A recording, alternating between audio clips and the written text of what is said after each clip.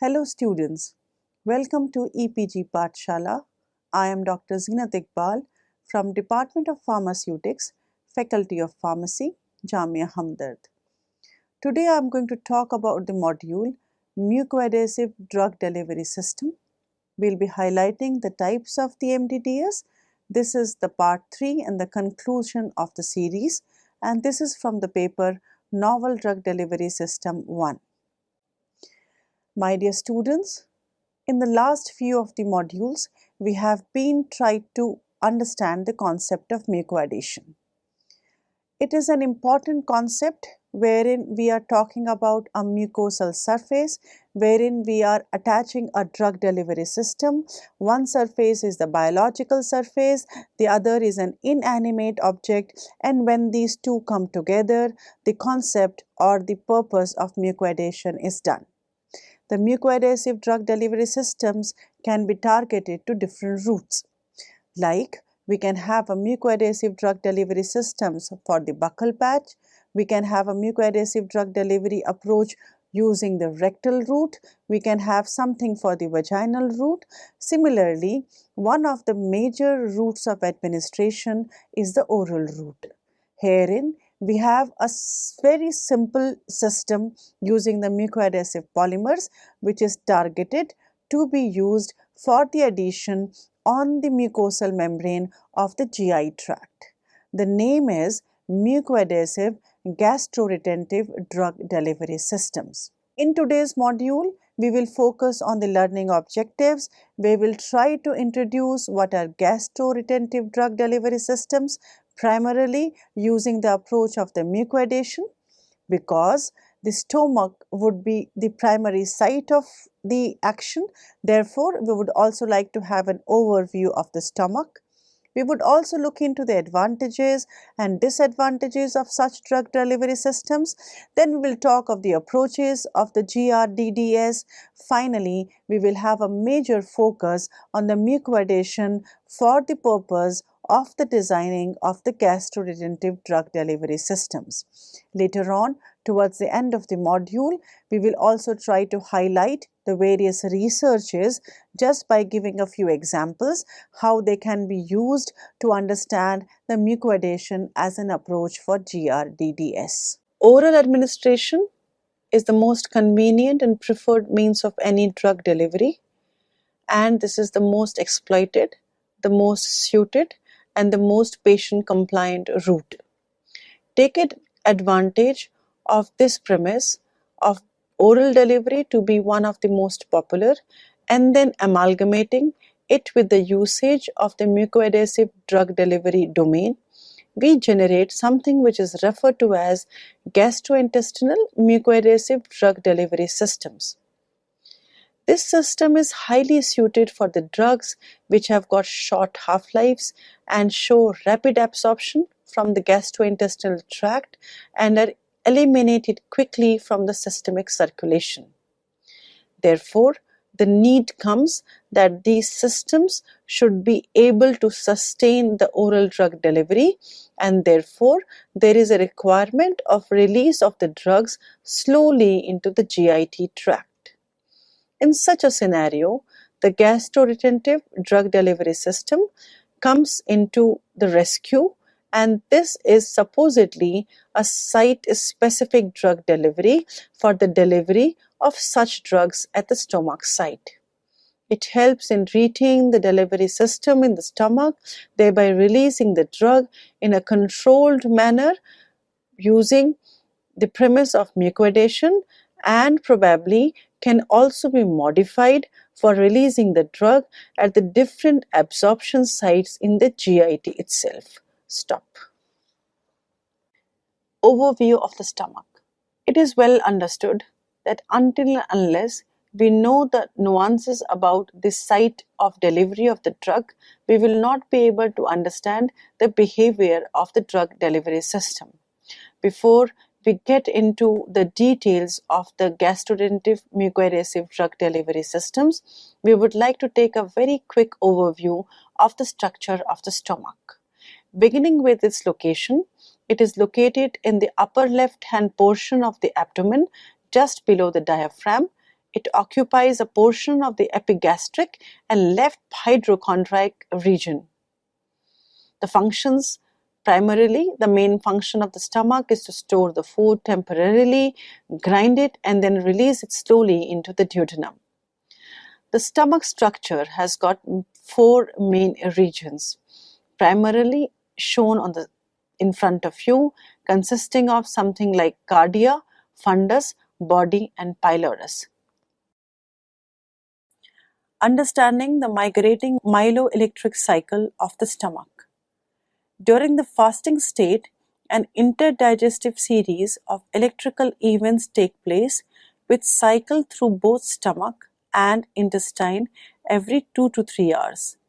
Interdigestive myeloelectric cycle or migrating myeloelectric cycle is divided into the following four phases. The phase 1 primarily is a quiescent period lasting from 30 to 60 minutes with no contractions. This can be an equivalent of the resting phase. The phase 2 consists of intermittent contractions that gradually increase in intensity as the phase progresses, and it lasts about 20 to 40 minutes. Gastric discharge of fluid and very small particles begins later in this phase. The phase 3 is a short period of intense distal and proximal gastric contractions, 4 to 5 contractions per minute, lasting about 10 to 20 minutes. These contractions, also known as housekeeper wave, sweep the gastric contents down the small intestine. Phase 4. This is the short transitory period of about 0 to 5 minutes, and the contractions dissipate between the last part. The drug candidates for the formulation of gastroretentive drug delivery systems. As in other cases, there will be a suitability check for the formulation of gastroretentive drug delivery system.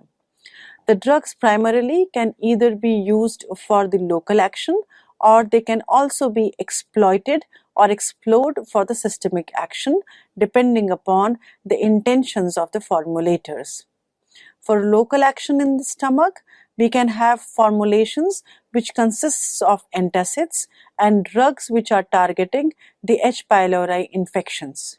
Similarly, we can have a particular drug which will only be absorbed in the stomach and exemplified by candidates like amoxicillin.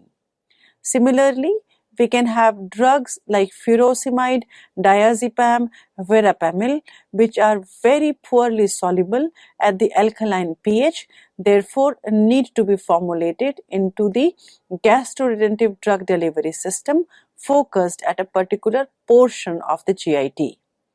The drugs which have narrow absorption window are exemplified by cyclosporin, levodopa, and methotrexate can also be exploited for designing into this system.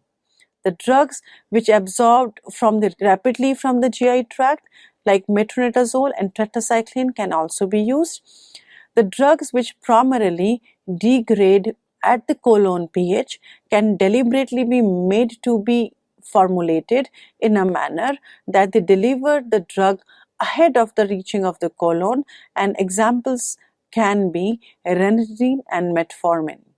The drugs that disturb the normal colonic microbes like antibiotics against the Helicobacter pylori are very suitable to be formulated into a gastroretentive drug delivery system. We have just understood that the gastroretentive drug delivery systems can be formulated by using the drug candidates which has got typical advantages or typical properties. The gastroretentive drug delivery systems per se offer as a dosage form certain very important and peculiar advantages. These are: number one, they will guarantee an enhanced bioavailability. They will also offer a sustained drug delivery, and of course, they will additionally give the reduced frequency of the dosing. They are very suitable whenever we are requiring targeted therapy for the local ailments in the upper part of the GI tract. It will also reduce the fluctuations of the drug concentration. It definitely improves the selectivity in the receptor activation. It reduces the counteractivity of the body, and it also results in extended effective concentration. Finally, it can also offer an advantage where it minimizes the adverse activity at the colon part of GIT. Whenever we talk of advantages, there has to be the flip side to it. So we have also a series of disadvantages associated with this particular system. The first disadvantage is the drug substances that are unstable in the acidic environment of the stomach are not suitable. Systems requiring a high level of fluid in the stomach for drug delivery to float and work efficiently. It is not suitable for drugs that have solubility or stability problem in GIT. I think this point is very well taken because the site specificity is an important factor. We have to talk about the GI tract. So if there is a drug which is not suitable, which will have solubility or stability issue in the GI tract, so that becomes a very important disadvantages. So the drugs again which are irritant to the gastric mucosa are definitely not suitable. After understanding the various advantages and disadvantages and also having a fair idea about the suitability of the drugs, let us now discuss the various approaches which are available for formulation design in case of the gastroretentive drug delivery systems. We can have different approaches like that of using a high density material which will keep the drug system sedimented. We can also have a system where we can use polymers which are light in weight and which continue to remain floating on the GI contents. Similarly, we can use a system having the capacity of swelling and can use the polymers which are swellable in nature. The system so designed will swell and expand and continue to release the drug over the proposed period of time. The last one and the one which is of interest to us is the mucoadhesive and the bioadhesive systems. These primarily will rely on the capacity of the polymers to just probably have an intimate contact in the form of the dosage form with the stomach wall, remain adhered and continue to deliver the drug at the precisely controlled manner. Mucoidation as an approach for gastroretentive drug delivery system. I just mentioned that the behavior of the polymer and its capacity to attach to the stomach wall or the mucosal membrane will probably decide on its retention time. The mucoadhesive polymers are used in a manner either singularly or primarily in combinations to deliver a drug delivery system which has got a huge amount of mucoadhesion capacity and also which will be able to retain the dosage form at that site of action for prolonged duration of time. The adherence of such systems can be based on different mechanisms, and those mechanisms can either be based on the electronic theory, the fracture theory, or any other such theory which has been proposed depending upon the type of the polymer chosen. The mucoadhesive or the bioadhesive polymers which can be exploited for such purpose include the acrylic acids, including carbopol and polycarbophil. We can also use polymers like chitosan, which is a natural polymer obtained from the chitin source. Then we can have the gantrez polymer, which is the proprietary name for polymethyl vinyl ether or maleic anhydride copolymers. We can also exploit cholestyramine, tragacanth and sodium alginate for the purpose of designing the gastroretentive drug delivery systems. Dear students, just a while ago we had tried to understand that what are the various types of mechanisms which are present in the stomach or the GI tract. Because the stomach is a very dynamic environment, therefore it is a big huge challenge for the drug delivery system to remain adhered. There are certain limitations which has to be understood for any gastroretentive mucoadhesive drug delivery system. The very first part is that because of the sheer presence of the acidic environment and sometimes because of the high turnover of the mucus, the bioadhesion is not a very reliable phenomena. So, the conclusion is that if at all the dynamic system is not allowing the adherence, then we will not get the therapeutic outcome which we are wanting to get. Then there is another limitation that it is not suitable for drugs that may cause the gastric lesions. Examples, if we have drugs which are the non-steroidal anti-inflammatory in nature, if at all they are given in the form of a bioadhesive or mucoadhesive gastroretentive system, what will happen? They will go and they will adhere to the inside of the stomach lining or the inside of the mucosal membrane. The outcome is because of the sheer problem of their irritation, the gastroretentive dosage form will not be able to stay there and therefore might be a complete and total failure. The drugs which are unsuitable for delivery in the strong acidic environment are again having a limitation, therefore they cannot be formulated into the gastroretentive mucoadhesive drug delivery systems. Then if you move on, as I've just said, that the stomach is a very dynamic environment. Therefore, the mucus secretion from the walls of the stomach will probably be never constant and therefore it can result in unpredictable adherence. Again, a failure of the dosage form.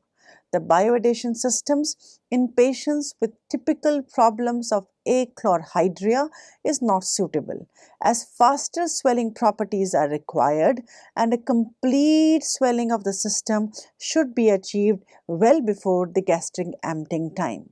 This could be a limitation in a patient who suffers from achlorhydria. We will now discuss the various factors controlling the gastric retention of the dosage form. Gastric retention per se is the primary attribute based on which we can talk about the success of the dosage forms. The factors are summarized below. Beginning from the first factor is particle size. The particle size should be in the range of 1 to 2 mm to pass through the pyloric valves into the small intestine. The density of the dosage form should be in the range of 1 grams per centimeter cube to 2.5 grams per centimeter cube. The size should be greater than 7.5 mm in diameter. The shape of the dosage form could be either ring and tetrahedron devices with flexural modulus, which probably are the ones which are most suited for the gastric retention. Similarly, we can either have the single unit systems or we can have the multiple unit systems. The multiple unit systems are more preferable because of the predictable release profile, and the co-administration of different units can also be encountered, and finally they have got larger safety margins. The food intake is again an important factor. As understood, the gastroretention time will be much longer in case of the fed states. The nature and the calorie content of the food will also be an important factor. Indigestible polymers, fatty acid salts, increased calorie content leads to increase in acidity, which increases the gastroretention time. Fat and protein meal also increase the gastroretention time. Furthermore, the next factor is the frequency of intake. The GRT or the gastroretention time increases 400 times due to the low frequency of MMC.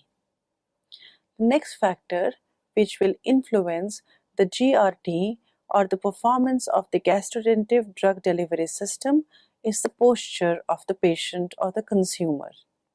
It varies between the spine and the upright and the ambulatory state. Of course, while lying supine or probably not having any ambulation or movements will result in much prolonged gastroretention time. The next factor which has been highlighted is that of being of a particular gender. It has been reported that the females have got much shorter gastroretention time as compared to the male counterparts. The next factor is that of a particular age. The age beyond 70 years shows longer gastroretention time and hence may be exploited for the purpose of delivering the drugs which need to remain in the window of absorption for a prolonged duration of time. Finally, the nature of the drug will also be acting as an important factor for the designing of the GRDDS. The drugs which impact or with an impact on the gastrointestinal transit time, examples codeine and pharmacokinetic agents like metoclopramide and cisapride increases the gastroretention time. Research on the mucoadhesive gastroretentive drug delivery system. After the focus on how the gastroretentive systems are much more suitable for a particular category of drugs, the literature reports were further recced and it was found out that there is a huge interest of scientists which is going on in the field of development of mucoadhesive based gastroretentive systems. The idea of this literature review was primarily to help us understand that there has been a drastic advancement in the approaches towards the formulation of gastroretentive drug delivery systems. In the era beginning from the 90s or 99s or late 99s, the concept was using of the carbopole-like polymers which were simply made into either the simple systems or single systems or the multiple unit systems for adhering onto the mucosal membrane and delivering the drug for a prolonged period of or prolonged duration of time. Later on, the designing of the system was based on the development of advanced polymeric systems. The polymers like chitosan and its derivatives like thiolated chitosans were coated with polyisobutyl cyanoacrylates and a very advanced system of the PIBCA nanoparticles was designed. Similarly, Higo et al. Designed the tetracycline sucralfate complex, which were prepared under acidic conditions and showed excellent mucoadhesive properties and retention on the gastric mucosa compared with the physical mixtures of tetracycline and sucralfate. The attribute of sucralfate to remain adhered to the mucosal membrane was very nicely harnessed by simply making a conjugate or a complex with a very common antibacterial agent tetracycline. This intended to remain there adhered while delivering the antibacterial tetracycline for overcoming any amount of bacterial infection in that particular niche area of the GI tract. Similarly, Schmitz et al. Also highlighted the use of stomach-targeted oral mini tablets for low molecular weight heparin, which were prepared by using thiolated polycarbophil, and this thiolated polycarbophil was used as the mucoadhesive carrier material. We also had certain literature reports wherein the extended gastric residence time was obtained by using the positively charged ion exchange resin cholestyramine, an anionic resin due to the adhering to and coating of the gastric mucosa. In conclusion, what we can say is that the research is primarily focused on designing and developing of single or combinatorial approaches for development of various polymer conjugates or complexes in accordance to maintain better mucoretention and to develop systems which will remain adhered for prolonged duration of time in order to release the drug on a sustained manner. Later on, the researches are now focused on development of multiple systems, primarily nanoparticle in nature, which will have certain added advantages and can prove much beneficial in cases where we want the retention and the permeation together in order to get better therapeutic outcomes.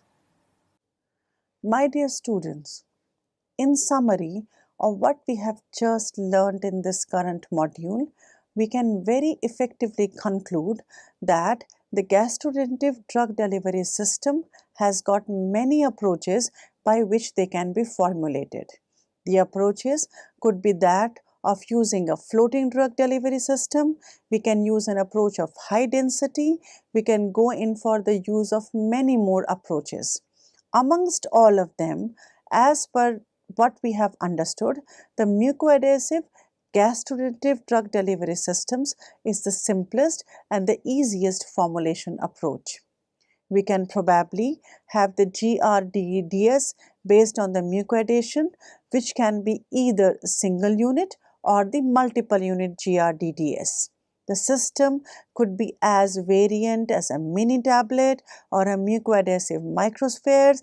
They can be single unit, they can be multiple unit, but all based on a single premise of being mucoadhesive in nature.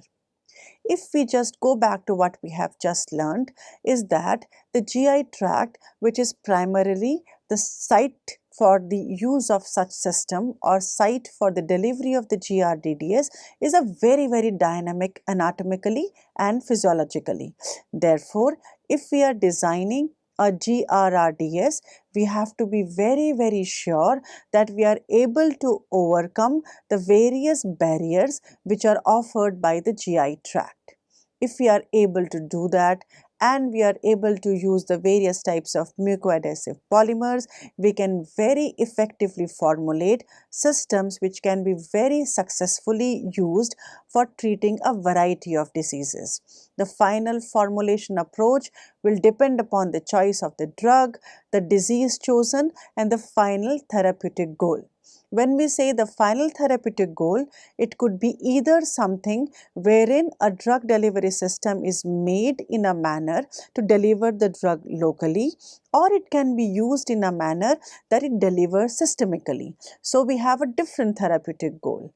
In conclusion, what we can say that the gastroretentive drug delivery systems, more so the one which is based on the mucoadhesive polymeric base, is a novel approach for site-specific drug delivery, which can be very well exploited for delivering the drug for the best therapeutic outcomes.